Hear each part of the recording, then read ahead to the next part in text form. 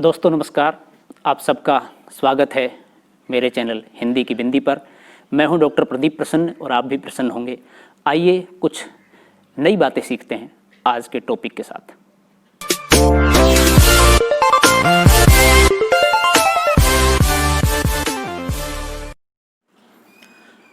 आज की वीडियो हम बना रहे हैं देवनागरी लिपि की विशेषताएं। देवनागरी लिपि का मानकीकरण और देवनागरी लिपि का विकास, ये दो वीडियो हम देवनागरी लिपि को लेकर के पूर्व में बना चुके हैं। अब इसकी विशेषताएं। वीडियो स्टार्ट करने से पहले आप सबसे रिक्वेस्ट है, यदि आपने चैनल अभी तक सब्सक्राइब नहीं किया है तो उसे सब्सक्राइब जरूर कर लें, ताकि हिंदी भाषा और साहित्य की सभी तरह की वीडियो आप आसानी से देख सकें और जिस भी अकादमिक या प्रतियोगी परीक्षा की आप तैयारी कर रहे हैं उससे आप लाभान्वित हो सकें। देवनागरी लिपि भारत की एक प्रमुख लिपि है जो संस्कृत, हिंदी, मराठी और नेपाली भाषाओं को लिखने में प्रयुक्त होती है। संसार की कोई भी लिपि पूर्णतः उपयुक्त नहीं कही जा सकती, क्योंकि प्रत्येक लिपि में जहाँ कुछ विशेषताएं होती हैं वहीं कुछ दोष भी विद्यमान रहते हैं। ऐसी स्थिति में उसी लिपि को वैज्ञानिक लिपि या फिर श्रेष्ठ लिपि कहा जा सकता है जिसमें गुण अधिक हों और दोष न्यून। दरअसल संभावनाएं हर किसी में छिपी हुई रहती हैं, इसलिए देवनागरी लिपि में भी अनेक विशेषताओं के बावजूद भी कुछ खामियां हैं। अन्य लिपियों में भी बहुत सारी शुद्धता के बावजूद भी कुछ अशुद्धता है, कुछ कमियां हैं। धीरे धीरे उन कमियों को सुधार करने की कोशिश जारी है और धीरे धीरे जो सुधार हुए हैं, जो गुण हैं, उन्हें अपनाने की कोशिश जारी है। तो यहाँ हम देवनागरी लिपि के गुण और दोषों का विवेचन अंग्रेजी की रोमन लिपि और उर्दू की फारसी लिपि की तुलना करके करेंगे और इस प्रकार देवनागरी लिपि की वैज्ञानिकता की परीक्षा करेंगे। गुण का मतलब है विशेषताएं। देवनागरी लिपि की प्रमुख विशेषताएं कौन कौन सी हैं, ये निम्न है। इन विशेषताओं के आधार पर देवनागरी लिपि की प्रमुखता, देवनागरी लिपि की वैज्ञानिकता और उसकी विशिष्टता को परखा जा सकता है और ये सब चीज़ें उसमें मौजूद हैं जिसके बारे में हम बात कर रहे हैं। वर्ण विभाजन में वैज्ञानिकता। देवनागरी लिपि में स्वरों और व्यंजनों का वर्गीकरण वैज्ञानिक पद्धति पर किया गया है। साथ ही स्वर और व्यंजन वैज्ञानिक ढंग से क्रमबद्ध किए गए हैं। इस लिपि में मूलतः 14 स्वर, 35 व्यंजन और 3 संयुक्ताक्षर अर्थात कुल 52 वर्ण हैं। व्यंजनों का वर्गीकरण उच्चारण, स्थान एवं प्रयत्न के आधार पर किया गया है। इसमें एक चीज़ और ध्यान दें कि आप 14 जो स्वर हैं या 35 व्यंजन आप हिंदी में देखेंगे तो यह नहीं है। दरअसल ये सिर्फ हिंदी की बात नहीं हो रही है, ये देवनागरी लिपि की बात हो रही है, संस्कृत वगैरह में भी, तो उन सबको मिलाकर के बात है यहाँ पर, ताकि हम विस्तार से इसको पूर्व में भी समझा चुके हैं और एक वर्णमाला वाली वीडियो में भी हम समझा चुके हैं। आप हमारे चैनल पर विजिट करके देख सकते हैं, वहाँ पर आपको अच्छे समझ में आ जाएगा। तो व्यंजनों का वर्गीकरण उच्चारण, स्थान एवं प्रयत्न के आधार पर किया गया है। इस विभाजन के कारण एक और तो वर्णों को शुद्ध रूप में उच्चारित किया जा सकता है तथा दूसरी ओर सुव्यवस्थित क्रम होने से उन्हें स्मरण रखने में भी सुविधा रहती है। रोमन लिपि में स्वर और व्यंजन परस्पर मिले हुए हैं, किंतु देवनागरी में पहले स्वर ध्वनियाँ हैं, फिर व्यंजन ध्वनियों को क्रमबद्ध किया गया है। ये क्रमबद्धता देवनागरी लिपि में है, अर्थात पहले स्वर हैं तो उसके बाद व्यंजन है, जबकि अन्य लिपियों में इस तरह की सुविधा नहीं है। प्रत्येक ध्वनि के लिए एक पृथक चिन्ह, ये इसकी दूसरी विशेषता है। देवनागरी लिपि की यह अन्यतम विशेषता है कि इसमें प्रत्येक ध्वनि के लिए केवल एक चिन्ह है, जबकि रोमन लिपि और फारसी लिपि में एक ध्वनि के लिए कई कई विकल्प हैं और इस तरह के विकल्प होने के कारण दुविधा होती है, असमंजस की स्थिति पैदा होती है, अस्पष्टता होती है। अतः वहाँ लिखने में भिन्नता आ सकती है, पर देवनागरी लिपि में प्रत्येक शब्द की केवल एक ही वर्तनी हो सकती है। उदाहरण के लिए देवनागरी की क ध्वनि रोमन लिपि में कई तरह से लिखी जा सकती है। देवनागरी लिपि में तो कै की तरह लिखा जाएगा और उसी की तरह उच्चारित किया जाएगा, लेकिन रोमन में आप उदाहरण सहित समझे, जैसे कैट, CAT।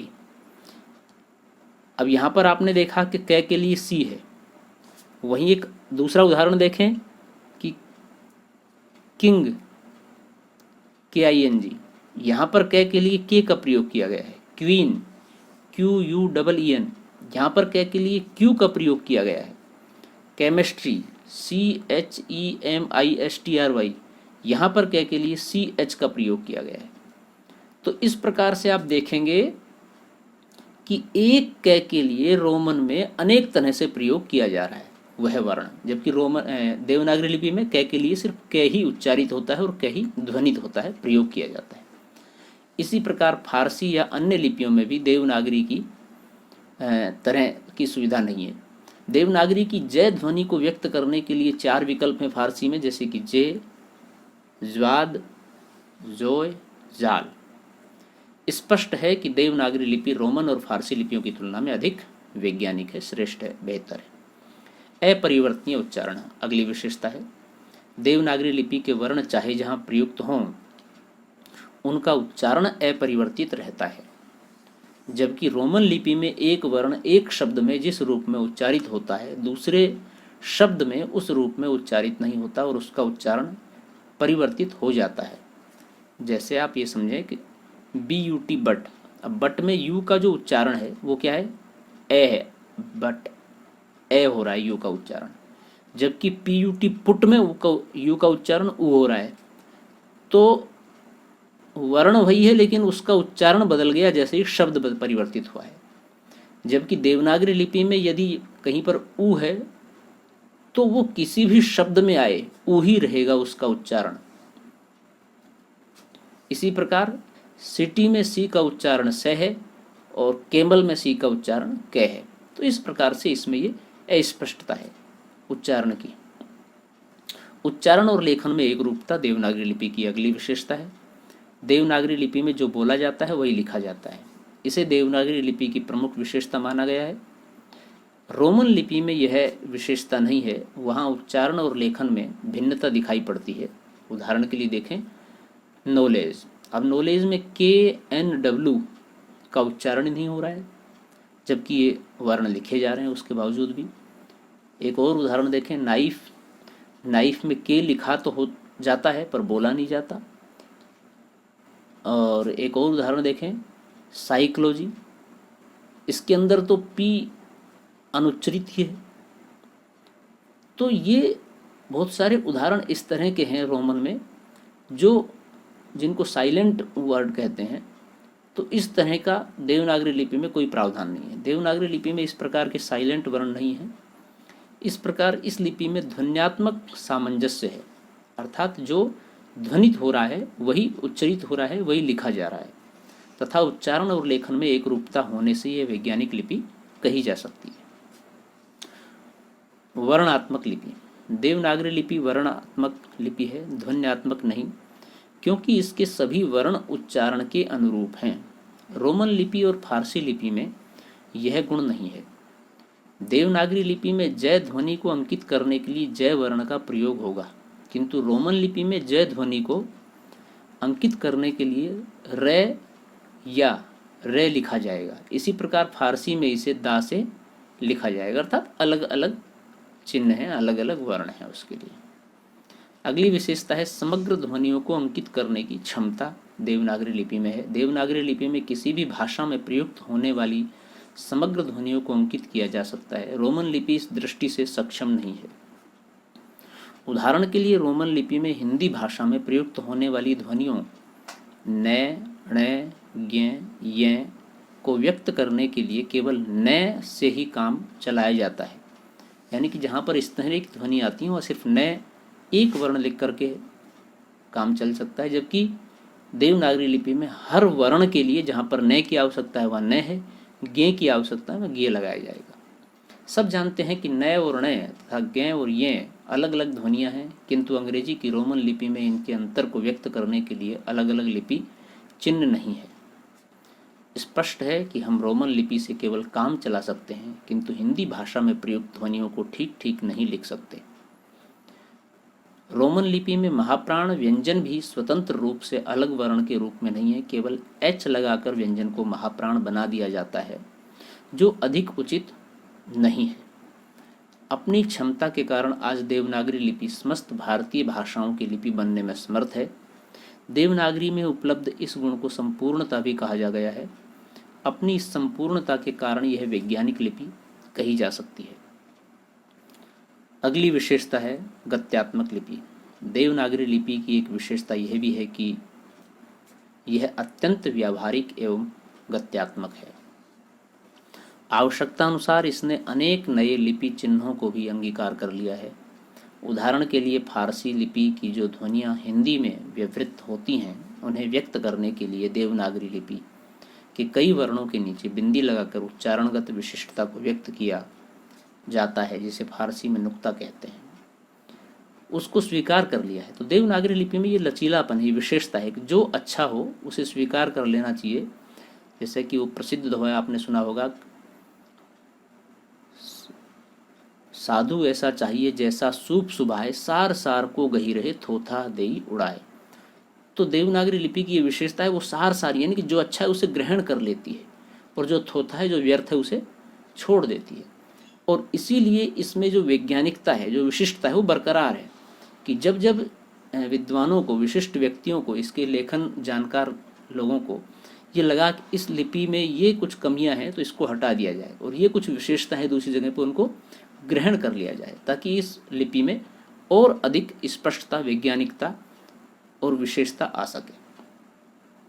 तो देवनागरी लिपि ने ये स्वीकार कर लिए, जिन्हें नुक्ता कहते हैं फारसी में, जैसे कि कै, खे, गे, जय, फे, इन्हीं वर्णों के नीचे नुक्ता लगता है।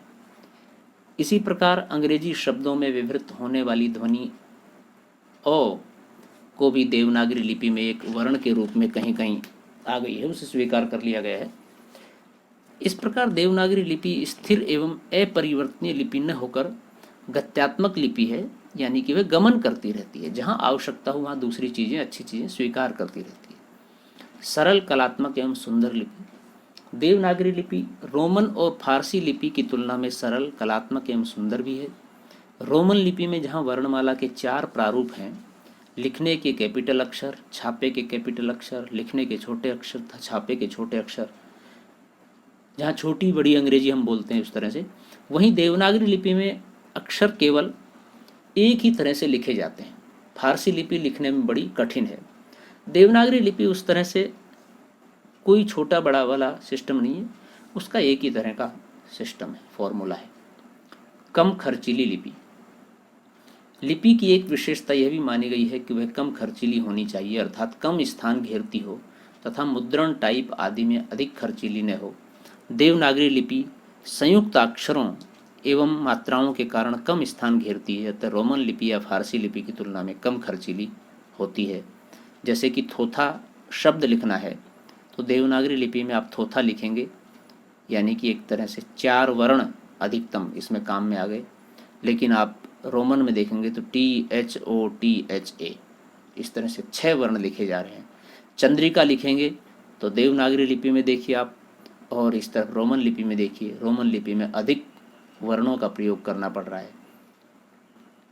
विद्यालय या स्कूल लिखेंगे आप तो SCHLL वही 6 वर्ण प्रयुक्त हो रहे हैं, और इसमें आप स्वर और व्यंजन सब मिला करके यदि देखें तो सिर्फ 5 वर्ण प्रयुक्त हो रहे हैं। तो इस तरह से कम खर्चीली है। अगली है स्पष्टता। देवनागरी लिपि में पर्याप्त स्पष्टता है। इसमें एक वर्ण में दूसरे वर्ण का भ्रम होने की बहुत कम गुंजाइश है, किंतु फारसी लिपि में यह दोष बहुत है, एक नुक्ता होने या न होने से खुदा से जुदा हो जाता है। इसी प्रकार अंग्रेजी की रोमन लिपि में भी बहुत अक्षरों में शीघ्रता से लिखने व पारस्परिक भ्रम होने की संभावना हो जाती है। जैसे कि ई और सी अक्सर एक जैसे दिखाई देते हैं, कई बार थोड़ा सा भी अगर ये सही नहीं हुआ तो समानता प्रकट होती है, और क्यू में एक जैसी समानता दिखती है, जे और आई में, इसी तरह से एम और एन में। तो ये स्पष्टता इसमें कई बार नहीं दिखाई दे, स्पष्ट नहीं है। नियमबद्धता। देवनागरी लिपि में जो नियमबद्धता है वह संभवतः संसार की किसी अन्य लिपि में नहीं है। इसमें प्रत्येक वर्ण अपने निश्चित स्थान पर क्यों है, इसका उत्तर दिया जा सकता है। वाग् यंत्र को ध्यान में रखकर तथा उच्चारण स्थान में रखकर इसके स्वरों एवं व्यंजनों का स्थान निर्धारित किया गया है।